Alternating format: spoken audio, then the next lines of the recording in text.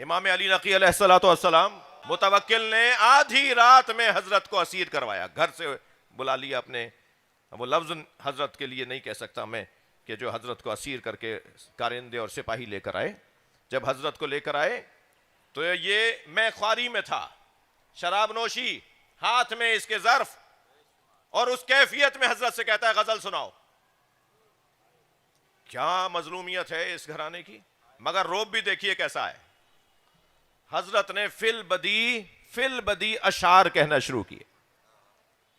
कहां हैं बादशाह और बादशाहों की औलादें जो पहाड़ों की चोटियों पे महल बनाते थे, जो नर्म और दबीज गद्दों पे बैठते थे, जो तकियों और गिलाफों के बगैर बैठ नहीं पाते थे, जो दुनिया जहान की लज्जतों को लेना रोजाना की जरूरत महसूस करते थे। आज कब्र में जानवर कीड़े उन्हें खा रहे हैं। उनकी कब्रों का नहीं पता, उनकी मैयतों का नहीं पता।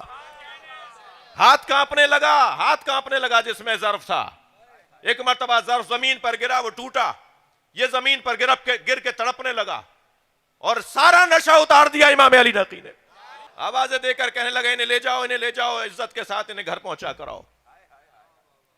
ये असीर भी हों, हाथों में रस्सियां भी हों, तो फिर इनका रोब और जलाल कुछ और है। ये सिर्फ अल्लाह से डरते हैं और किसी का खौफ नहीं करते।